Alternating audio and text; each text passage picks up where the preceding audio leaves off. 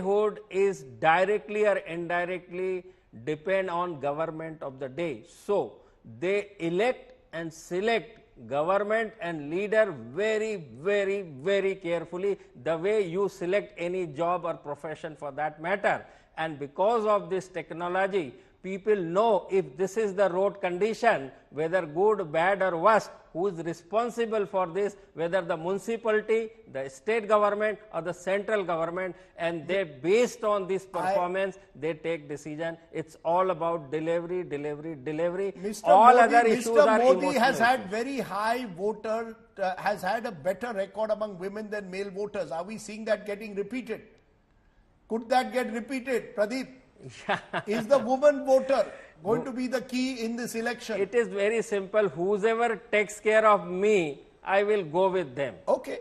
So therefore, Yogendra Yadav, that from taking up from what Pradeep Gupta is saying, is effectively suggesting that when you say ration is an issue, many will say it's the woman who's the beneficiary of livelihood issues. Pradeep Gupta is coming as close, I would say, to admitting that that is Mr. Modi's trump card. Do you agree or not? Rajdeep, in fact, I had said that one of the things that's working for Mr. Modi is ration, delivery of ration, which people appreciate, for which they give him credit. I don't think most people, I don't think even 10% voters know that National Food Security Act was passed by UPA, that Congress was the party to have started it. No, people simply think Mr. Modi started it, they give him credit. And yes, Mr. Modi, this is something which is working to his advantage. At the same time, when we think of livelihood issues, unemployment is an issue like never before. I agree with Pradeep ji that inflation is something you hear all the time. But this kind of emphasis on unemployment, this is extraordinary. The kind of unease and anger about it, there is a lot of unease on that. I would just add a couple of things, Rajdeep, to this. One is to say, to my mind, if what Mr. Pradeep Gupta said was not happening, then of course BJP would be nowhere. If we had a situation where Mr. Modi did not have these advantages, a certain degree of popularity, which he still enjoys, B, appreciation for ration, C, this broad image, which I find mythical, this image of having lifted countries' spirits, countries' reputation and so on. If these three things were not working in Mr. Modi's favor, this would be 1977. They would be wiped out. Of course, so these things are working, and that is why BJP is still clearly #1 party in terms of seats. So I do not see any party coming close to becoming #1 party. Of course, all these things are working. Right. However, the real question is, do we see a certain subtle change? And I invite your viewers to join it. I'm a political worker. Your viewer might think, okay, why should we believe him? He has his political views are known. He is against Mr. Modi. All this is true. So may I request your viewers to do just two simple things. Please go around and ask anyone you know whose judgment on politics you trust. Ask them what was the situation 15 days ago, 3 weeks ago, 1 month ago, and what's the situation today? Has BJP become stronger or weaker? That's the first question. Just ask stronger or weaker. Don't ask who is ahead. Number two, even more importantly, please step out. Meet ordinary people. You can do it as well as I can or Rajdeep Sardesai can. Please go out. Meet 10 ordinary people who may have voted BJP, 10 ordinary people who may have not voted BJP last time. But don't ask them only about who they are voting this time. Also ask them about when they voted last time. If you see that people who had not voted BJP last time are voting for BJP this time, then what Mr. Bhalla is saying is perfectly right. Dr. Bhalla must be right if you find that. If you find, as I did, that those who did not vote for BJP are standing where they were, and a small slice of those who voted for BJP is moving away from them, then you have to take what I'm saying somewhat more seriously. I'm going to press you a little bit more on that in a moment. But Dr. Bhalla, since you see you are relating the state of the economy to voter trends, now we are seeing, and I've seen this also traveling across the country. I'm just back from Bihar. Rozgar is a big issue. When I meet young people in Bihar, they said, sir, Rozgar, number one issue is Rozgar, forget everything else. When I meet women, they spoke about ration. And I'm just wondering, Professor, that whether we could be seeing, at least among the young, among voters under the age of 25, 30, who last time voted euphorically for the government, a shift. Now, whether that is large enough, we are not sure. Remember, in a state like Bihar, the NDA had a winning margin of over 20% in many seats. So it has a huge buffer. I'm just asking you, do you see it possible at all, unemployment becoming the kind of issue that Yogendra is saying is leading to voters who voted for BJP last time moving away this time? Look, Vajdi, as you know, at least I try and emphasize in my book what is the data suggesting. Matter of fact, my motto is let the data speak. So as far as data is concerned, let's go back to the very first survey ever done, opinion poll ever done, and you will find that employment, unemployment, which is one issue, and price rise, which is another issue, figures in every survey that you have done, that I have done, that Yogendra Yadav has done. And indeed, go anywhere in the world, and you will find that employment and inflation are the number one and number two issues in every economy, in every election. So that makes you start to think, what is, if they're in every one, then I can't use the information on employment or inflation as any indicator of what matters to the voter. So I go a step further. Now let's look, it is absolutely the case that unemployment and inflation are issues. I look at the delta. What is the change? That's what is in the voter's mind, not what was 10 years ago, but what was 5 years ago, 4 years ago, 3 years ago. If you look at the unemployment rate in India, and I'm talking now about the youth, and then I'll get to the aggregate, youth 18 to 29, it was 14%, 14 in 2019, when Modi won the election with 303 seats. And I just want to remind all viewers that at this very same time, actually 2 months earlier, if you look at February, March of 2019, what was the hawa? The hawa on news channels, including yours, was that the BJP will not get more than 200 seats, that they will still be the largest party, and that Modi will no longer be the PM candidate. It'll be somebody else from BJP. That was a hawa. Now we are seeing a parallel attempt at creation of a hawa mood. But we will know on June 4th. Now coming specifically to the issue of unemployment, the unemployment rate, as I mentioned before, was 14% in 2019. It is today 10%. For the youth, for the aggregate entire sample, the unemployment rate in India today is the lowest it has been in more than a decade. So therefore, what is the voter going to look at? The voter feels, when I say, I think Yogendra mentioned GDP, etc. I don't talk about GDP. GDP is not what the voter is thinking about. It's his or her welfare, which includes jobs, which includes price rise, which includes what benefits you're getting.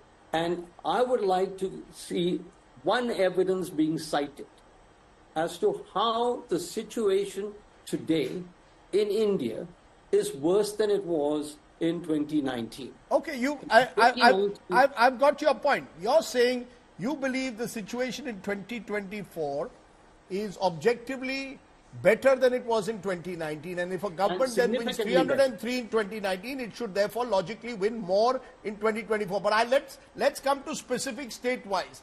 I maintain that India is state-by-state battles. Yogendra Yadav, when you say that the BJP could fall below 272, which are those states?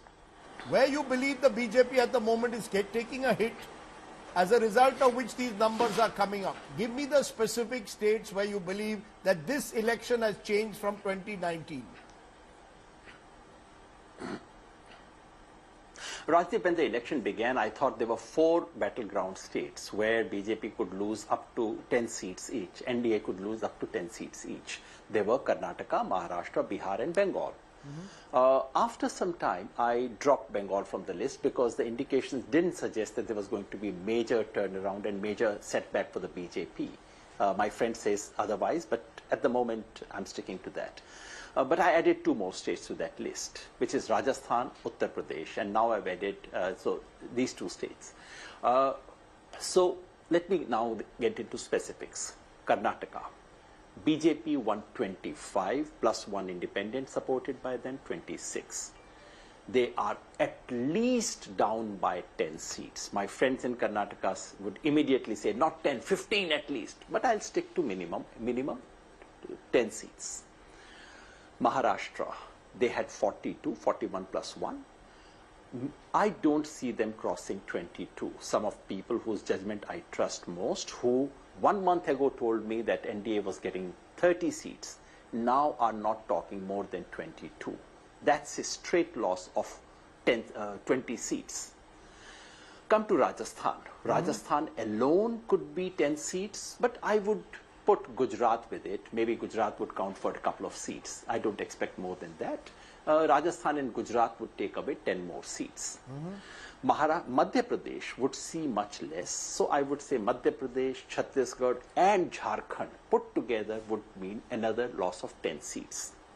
Come to North. Haryana, where my friends say BJP is losing 6 or 7 seats, but I'll be conservative. Haryana, Delhi, Punjab, Chandigarh, Uttar and Himachal Pradesh, put all of them together, 10 more seats gone there. UP and Bihar, 15 each. I can just give reasons for that. And now I feel Bengal alone, of course, would not account for loss of 10 seats. But if you put Bengal with Assam, with all the northeastern states and the remaining UTs, they would account for a loss of 10 seats as well. That adds up to 100. But BJP would also gain. BJP gains at least 10 seats, NDA gains at least 10 seats in Andhra Pradesh.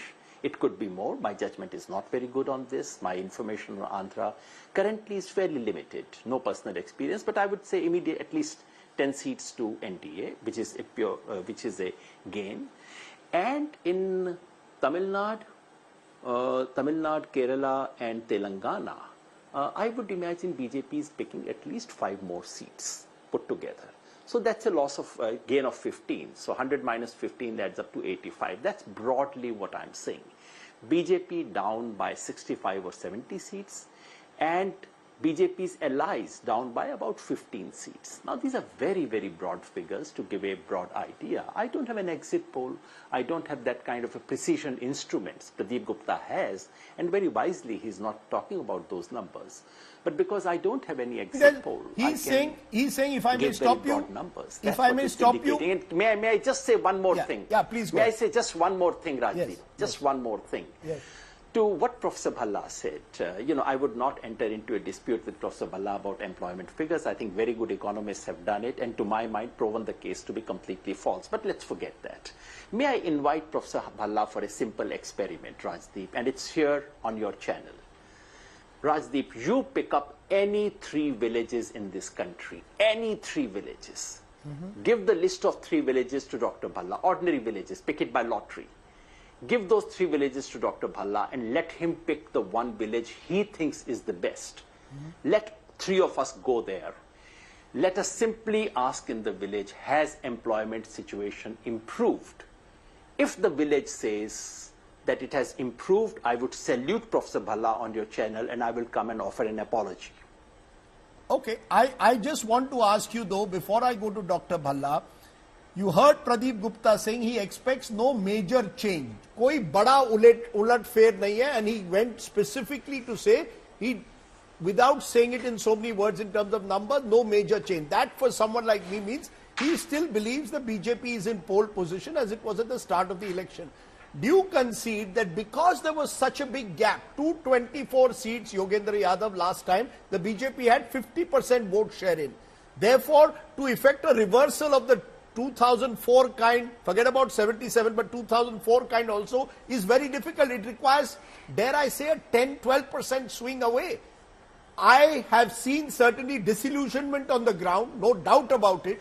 But I didn't see it convert into anger as I'm traveling. So I'm just wondering, where are you seeing this 10-12% swing?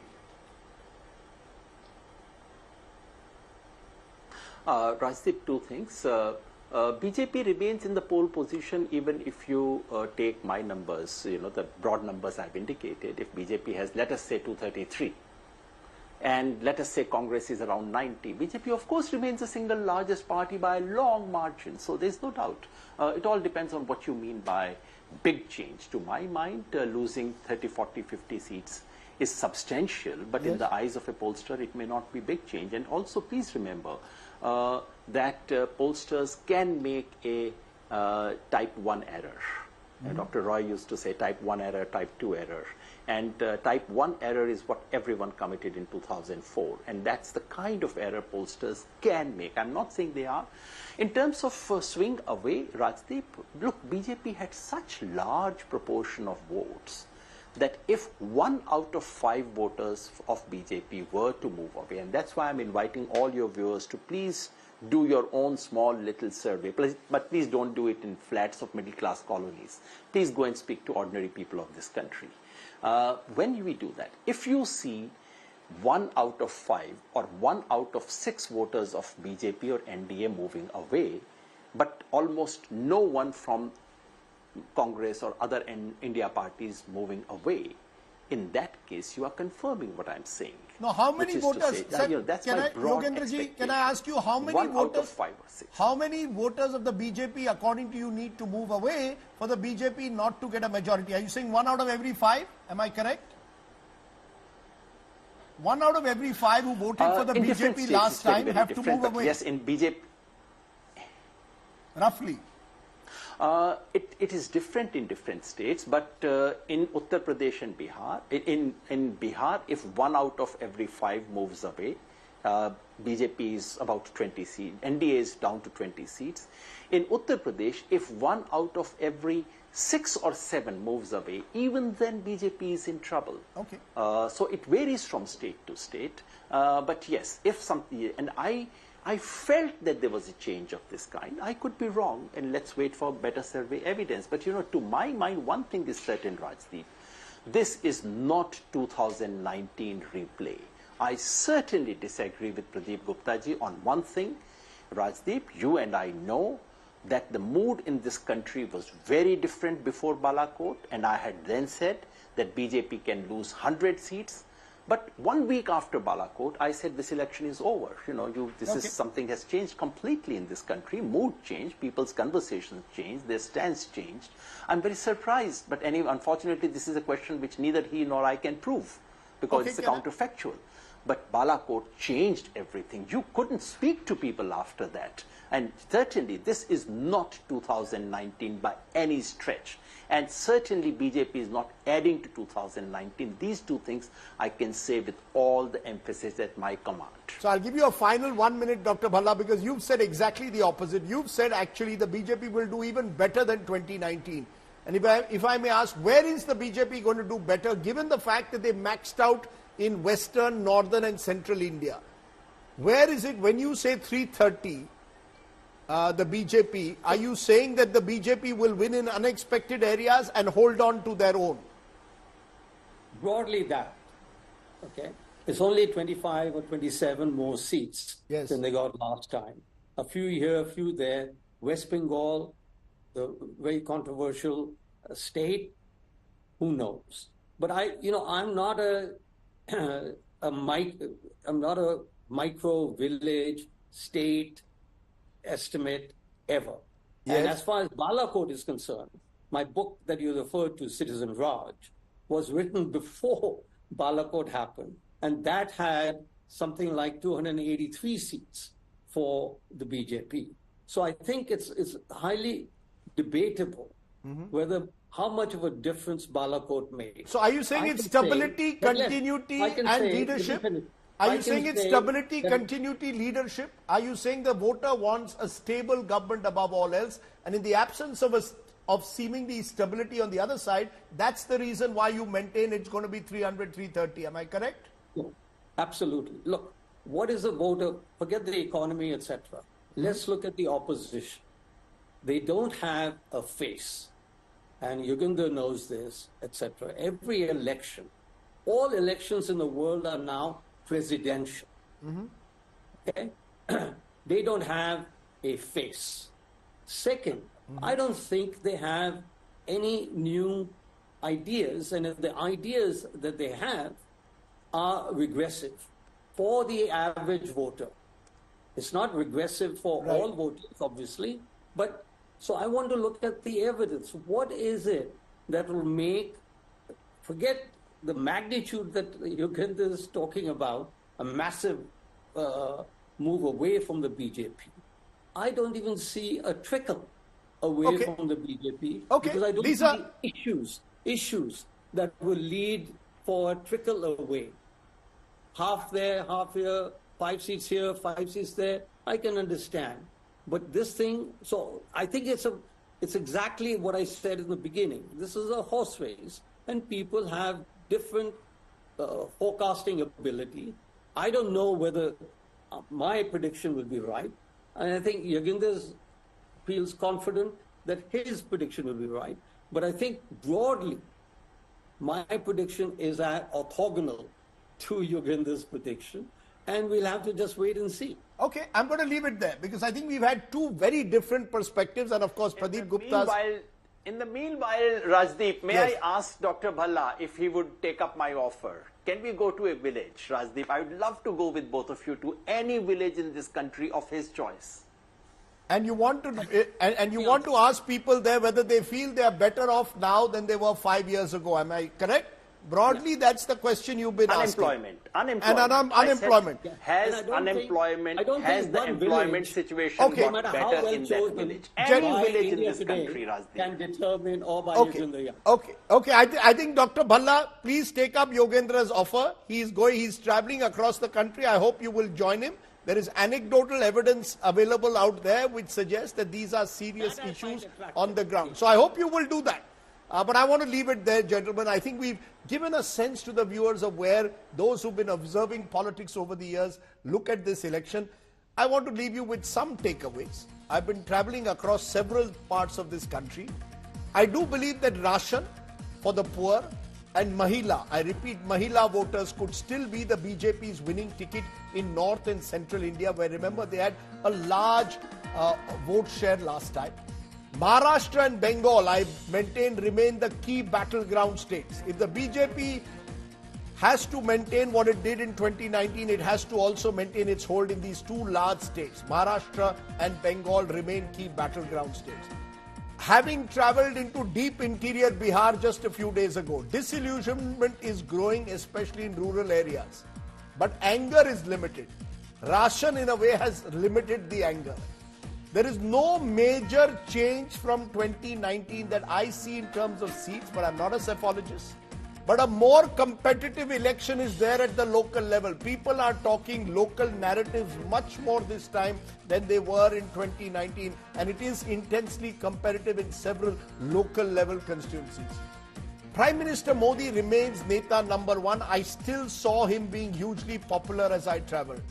The opposition in particular is seen as not effective yet. So a lot of people I met said, government has not fulfilled ABC, but were not able to see the opposition as a ready replacement. I won't go into numbers, but this is what I'm giving you as the big picture. The question that we are going to raise, what is the state of play after 4 phases? Is the BJP still in pole position, as most analysts said at the start of this election? Is the opposition catching up, as some people believe, or is it falling behind? Is 272 the new target, or is the BJP's new target 400? These are some of the questions that we are going to be raising. Joining us now, Dr. Surjit Bhalla. He's just written a book, Citizen Raj, that looks very closely at election trends since 1952. I'm also joined by Pradeep Gupta joins me in a moment here in the studio. The Axis My India champion pollster is with us in a moment. Also joining us is Yogendra Yadav, who, remember, has stuck his neck out and claimed that the NDA will not get the halfway majority also of 272. He is the outlier at the moment in India, claiming that the NDA is not even going to go to the halfway mark. So I'm going to come to each of you and ask you for where you believe the state of play lies after these 4 rounds. And Yogendra Yadav, I'll give you the first shot.